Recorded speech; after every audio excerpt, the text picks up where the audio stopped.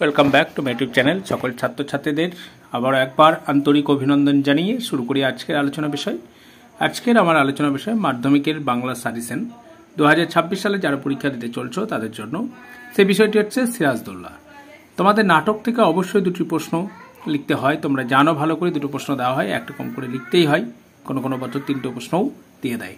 যাই হোক, এখান থেকে যে প্রশ্নগুলো খুব খুব খুব গুরুত্বপূর্ণ সেগুলো এখন আমি দিয়ে রাখছি, এবং এটি তোমাদের সেকেন্ড ইউনিট টেস্টেও সহযোগিতা করবে এবং তার সঙ্গে সঙ্গে ফাইনালেও সহযোগিতা করবে। চলো কথা না বাড়িয়ে আমরা সরাসরি চলে যাব সেই মূল আলোচনা বিষয়। তার আগে প্রত্যেকের কাছে রিকোয়েস্ট, অবশ্যই চ্যানেলটিকে সাবস্ক্রাইব করো, পাশে থাকা বেল আইকনটি প্রেস করো।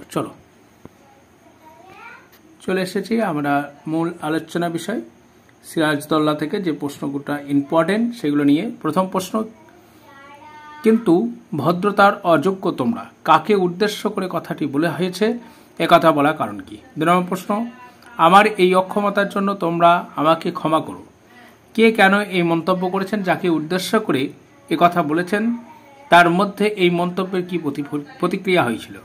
3 নম্বর প্রশ্ন, খুবই গুরুত্বপূর্ণ প্রশ্ন, বিভিন্ন জায়গায় তোমরা এই প্রশ্নগুলো দেখতে পাবে।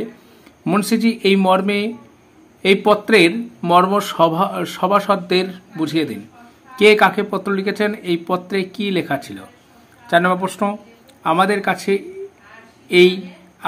কাছে এই ভিক্ষা যে, আমাকে শুধু এই আশ্বাস দিন, কাদের কাছে বক্তা ভিক্ষা চান, তিনি কি আশ্বাস প্রত্যাশা করেছিলেন? 5 নম্বর, বাংলা শুধু হিন্দুর নয়, বাংলা শুধু মুসলমানের নয়, মিলিত হিন্দু মুসলমানের মাতৃভূমি এই গুলবাগ। বাংলা কাদের উদ্দেশ্যে, বাংলা কাদের উদ্দেশ্য করে কথা বলা হয়েছে? এই বক্তব্যের মধ্যে দিয়ে বক্তার কি চারিত্র বৈশিষ্ট্য প্রতিফলিত হয়েছে?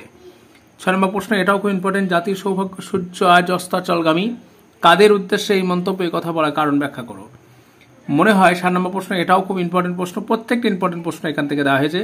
মনে হয় ওর নিঃশ্বাসে বিষ, ওর দৃষ্টিতে আগুন, ওর অঙ্গ সঞ্চালনে ভূমিকম্প, কে কার সম্পর্কে এই মন্তব্য করেছেন, তার সম্পর্কে বক্তা এরূপ মন্তব্যের কারণ কি? 8 নম্বর, জানি না আজ কার রক্ত সে চাই পলাশী, রাক্ষসী পলাশী, বক্তাকে উক্তিটির মধ্যে দিয়ে বক্তার চরিত্র বিশ্লেষণ করো। এই বছরের এই চরিত্র কিন্তু একটি বিশেষ গুরুত্বপূর্ণ প্রশ্ন।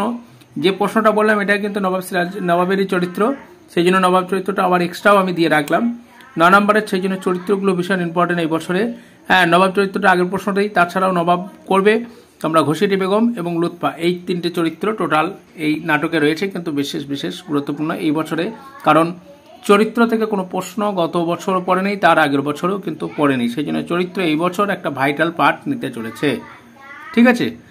10 নম্বর প্রশ্ন, সিরাজদৌল্লা নাটকটি ঐতিহাসিক নাটক হিসাবে বা হয়ে উঠেছে কিনা তা আলোচনা করো।